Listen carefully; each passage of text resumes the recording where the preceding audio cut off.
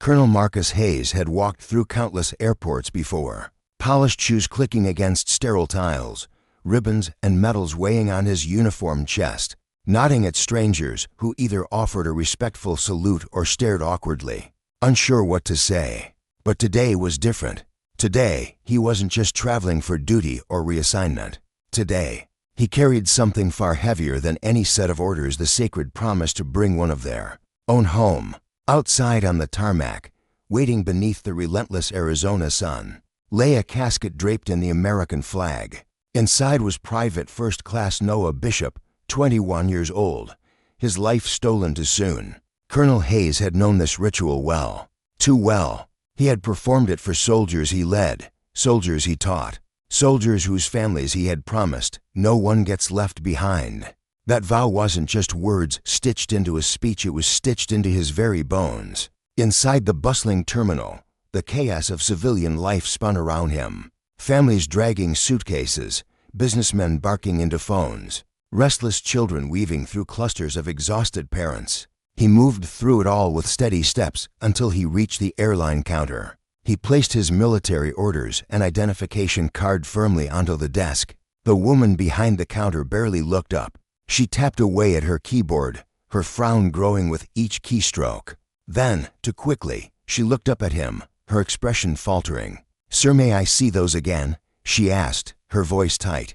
Colonel Hayes obliged, sliding the papers across without a word. He had seen this hesitation before. The sideways glances between co-workers, the stiffened posture, the unspoken calculation flashing behind their eyes. The woman turned and whispered to a colleague. Another man leaned over, peering at the documents. Hayes stood motionless, but his mind was already racing through the possibilities. Bureaucratic mix-ups were common, but the scent in the air wasn't confusion, it was fear. Fear of making a decision. Fear of taking responsibility. The woman returned with a strained smile. "I'm sorry, sir," she said. "There seems to be an issue with your ticket. We can't allow you to board at this time." Colonel Hayes drew in a breath. "I'm escorting the remains of a fallen soldier," he said, his voice calm but heavy. "All documentation is in order." "I understand, sir," the agent replied without meeting his eyes. "But there's a security protocol in place. We can't override it." Security protocol. Hayes knew every regulation surrounding military escorts. There was no protocol that blocked a soldier from carrying out this duty. None. Behind him, the line of passengers grew restless. Whispers drifted closer, curious glances multiplying. Hayes squared his shoulders. He was no stranger to scrutiny, but the stakes today were different. "Ma'am," he said, keeping his tone steady, "I need to understand exactly what the issue is. This is an official military assignment." The woman faltered. Her supervisor, a man with sagging shoulders and a defeated air about him, stepped forward. He folded his arms and offered the same carefully neutral tone. "We apologize for the inconvenience. Colonel, unfortunately, policies prevent us from allowing boarding at this time." "Which policies?" Hayes asked, voice sharpening slightly. "It's a security measure. Nothing personal. Nothing personal." The phrase was a dagger cloaked in silk. It was the excuse of the indifferent, the weapon of the spineless. The terminal noise had shifted. Passengers weren't just observing anymore. They were watching. A grizzled voice from the line cut through the tension. "Excuse me," an older man said, stepping forward. He wore a battered USMC hat low over his brow. "You have an issue with his clearance?" "No, sir," the supervisor answered quickly. "It's just standard procedure." The Marine snorted. "Yeah, I've been through a lot of security checks. Never seen a protocol like this keeping a man from bringing a brother home." Phones emerged from pockets. Screens lit up. The crowd's murmur grew teeth. The woman at the counter looked stricken. Her hands hovered over her keyboard, not typing anything. Not anymore. Another passenger, a young woman, no older than 25, approached cautiously. "Sir," she said, her voice trembling slightly, "is it true they're not letting you board?" Hayes nodded once. She blinked, then flipped her phone around, live streaming. "People need to see this," she said. More phones lifted into the air. "This is wrong," another man said, holding up his phone. "This man is literally escorting a fallen soldier." Another woman, her voice sharper, called across the terminal, "Hey, can someone explain this?" The agent shrank further behind the counter, her face pale. The Marine stepped closer, his face a portrait of contained fury.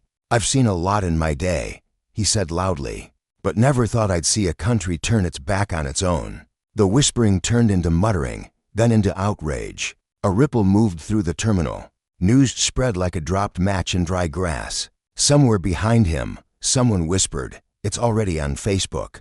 The situation had spiraled beyond the control of the airline, and Marcus Hayes, for all his discipline and composure, knew the tide had shifted. Within minutes, tweets went viral. "Airline denies U.S. Army colonel boarding while escorting fallen soldier." "Disgraceful." Hashtags formed, Lefimfli, on Rorseliers. Veteran advocacy groups released statements.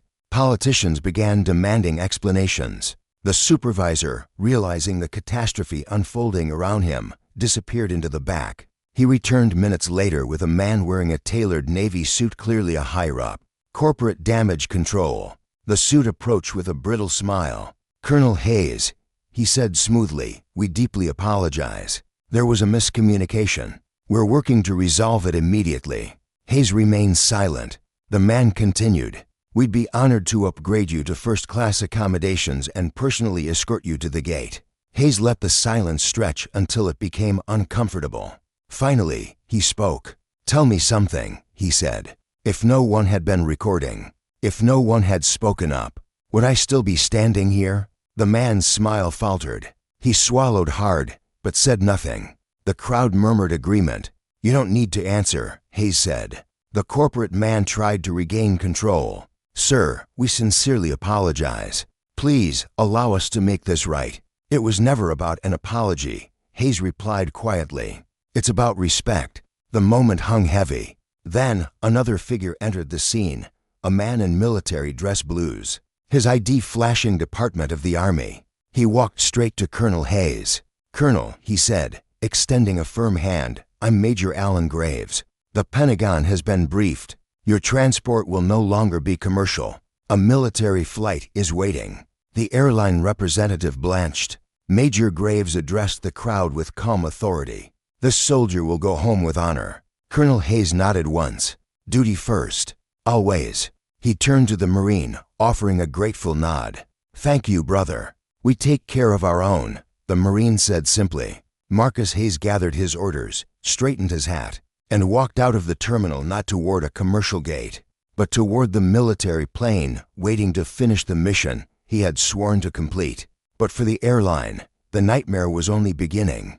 By the end of the day, the incident was headline news. National networks replayed cell phone footage over and over. Veterans groups launched campaigns demanding accountability. Political leaders from senators to governors called for investigations. The airline's stock plummeted. Public relations releases were hastily written. Executives scrambled to contain the firestorm, placing employees on administrative leave, issuing formal apologies, promising better training. Too late. Protests were organized outside terminals. Boycotts trended across social media. A class action lawsuit, led by veteran organizations, was filed within weeks. Meanwhile, Colonel Hayes finished what he came to do. He stood at attention as Private First Class Noah Bishop's casket was received by his grieving family. He saluted sharply, not for the cameras, not for applause, but because it was the last thing he could do for a fallen brother. He didn't need headlines. He didn't need hashtags. He needed the one thing that every soldier deserves: dignity. Respect should never be conditional. It should never require a viral video or collective outrage. It should be automatic, because when silence protects injustice, it endangers us all. And the next time it happens, the world might not be lucky enough to catch it on camera.